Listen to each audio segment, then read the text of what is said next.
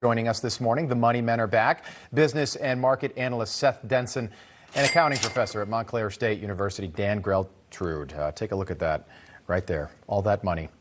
Gentlemen, good morning. Seth, got to get rid of that background. That background is, I'm sorry that we intro you with that right there.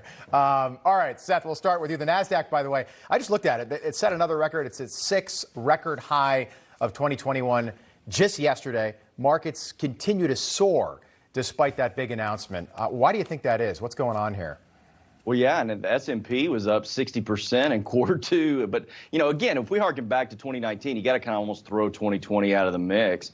That's only 8 and almost 9%, we'll say, on the S&P. But listen, the investors know that the federal government's monetary policy is not going to let the market dip.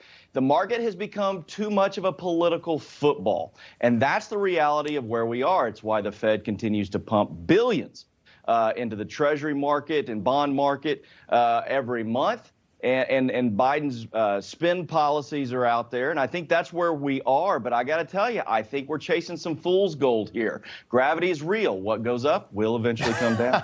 I missed those, Seth. I missed those right there. Dan, what do you think?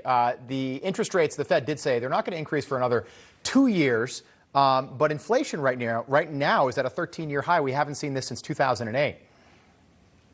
Well, the Fed is caught in a little bit of a conundrum here because they don't want to raise rates because presumably raising the interest rate will have an impact on the market in terms of bringing it down. Right. And as Seth just alluded to, that's a political football. Nobody wants to mess with the market on the direction it's going in right now. At the same time, inflation is real and it's here. It's here now. And it's going to continue to be here until policies change.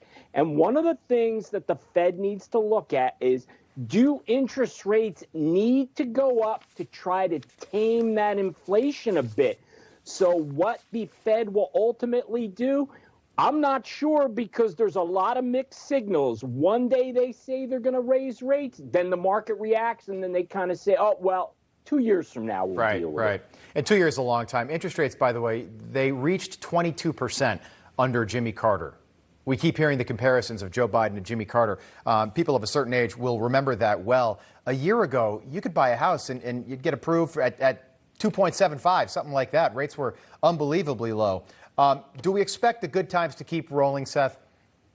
Yeah, I think short term, the good times are going to keep rolling. I think the projection for the market is that the S&P will finish the year around 35% growth.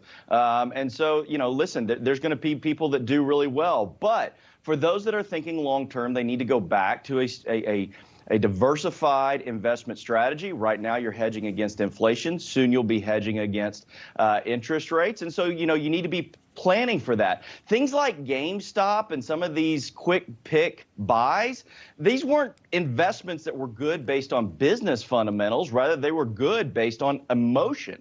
And so, again, I'm all about the long term, thinking long term. Those that do that won't get hurt by the roller coaster. Those that get hurt on roller coasters jump off in the middle of the ride. Dan, your reaction? I think Seth is spot on. The stock market, unfortunately, is moving away from fundamentals for many. I'm not even going to say investors. I'm going to call them gamblers, because that's what the stock market has become in many ways with these meme stocks.